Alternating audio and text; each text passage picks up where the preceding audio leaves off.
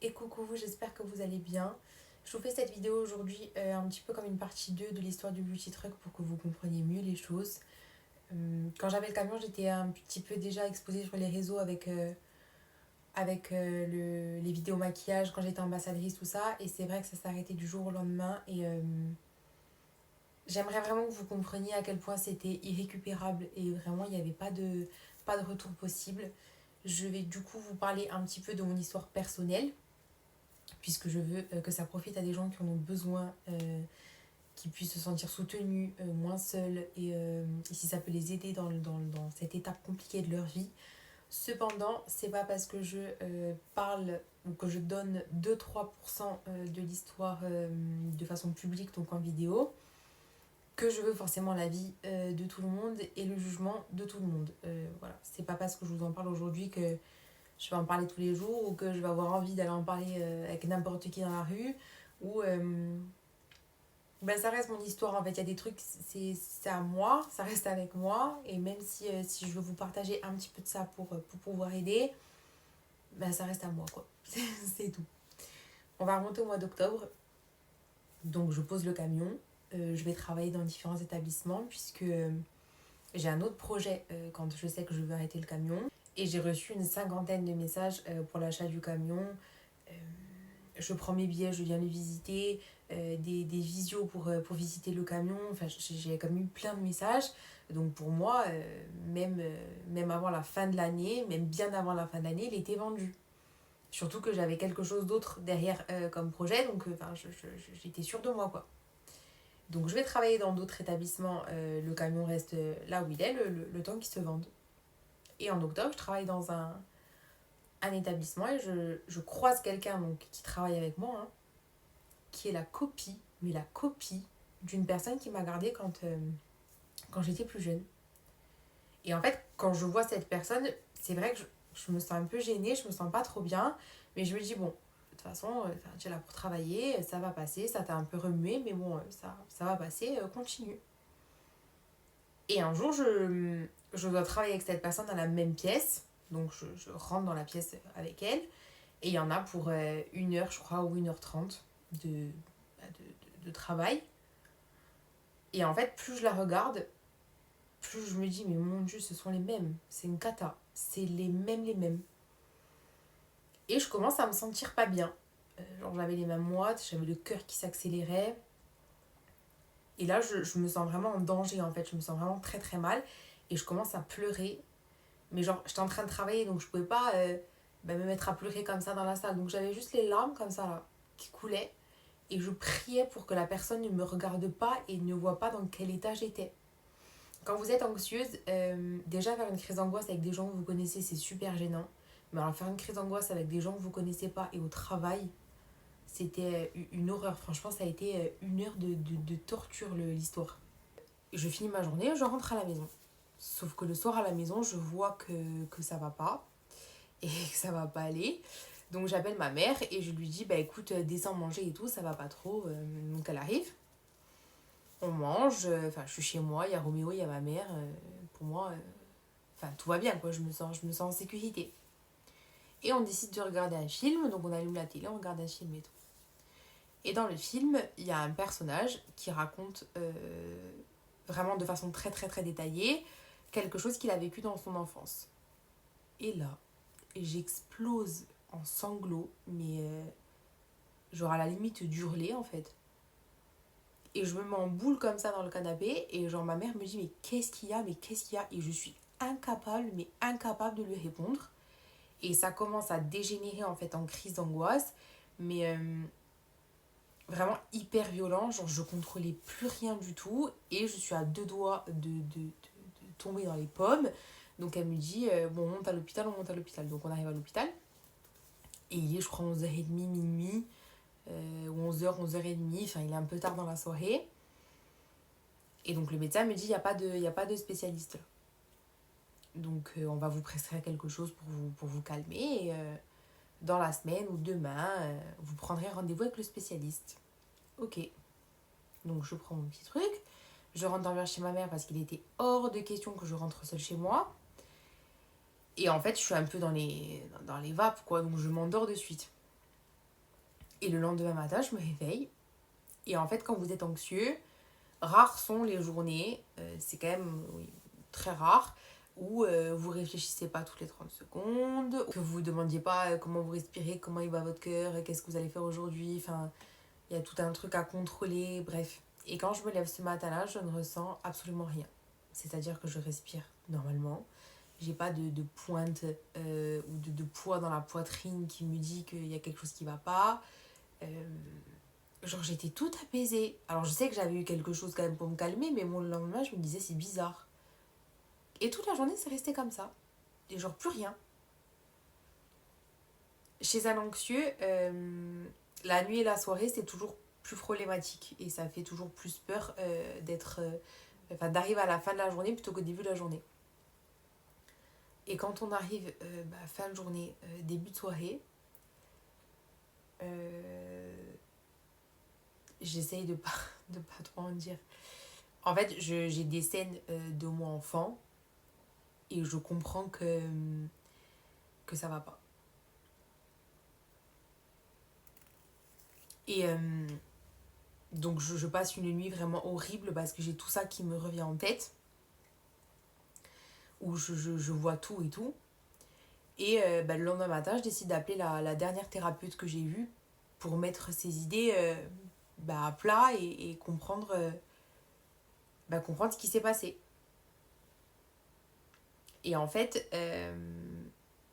il y a différentes techniques pour les traumatismes, j'allais dire de l'enfance, mais non, c'est tous les traumatismes qui existent, que vous faites en thérapie. Et donc là, on en essaye une, sauf que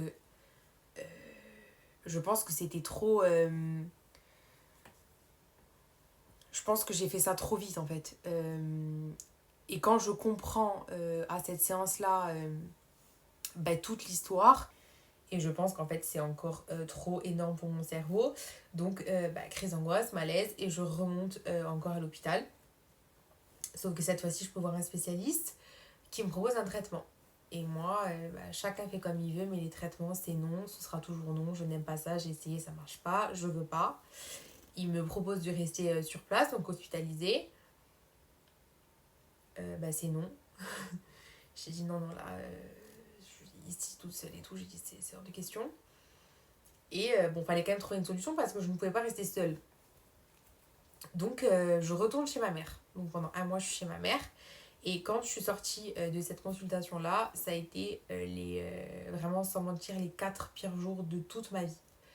Pourtant, Dieu sait que j'en ai... Enfin, je me suis déjà sentie mal et malheureuse et triste et tout ce que vous voulez. Mais alors là, c'était vraiment mais alors, la descente aux enfers, le truc.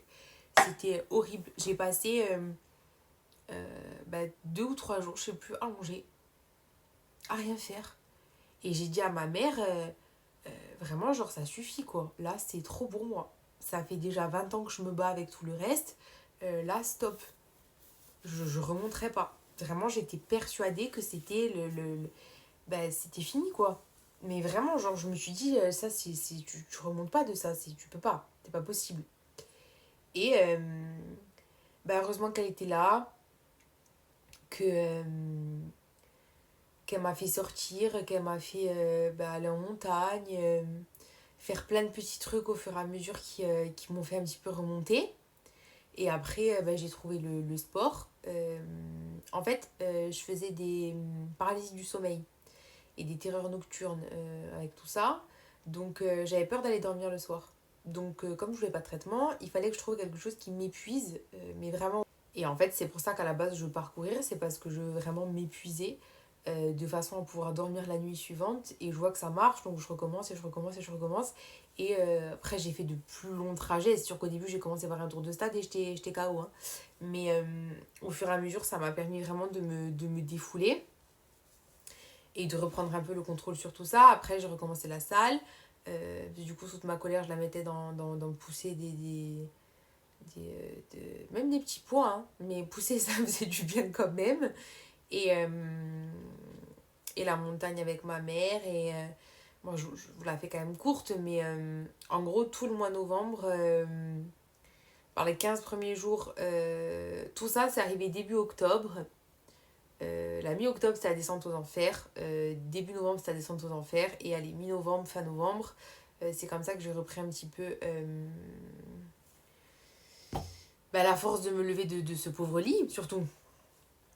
Et début décembre, téléphone qui sonne. Oui, bonjour, nanana. Je veux acheter votre camion. Et là, tu te dis, mais ça y est, le miracle qu'on n'attendait plus. Parce que en arrêt maladie, avec une entreprise, accrochez-vous, hein. Accrochez-vous. J'ai eu droit à aucune aide. Je les ai toutes demandées. J'ai eu le droit à aucune aide. Zéro, rien. Rien du tout.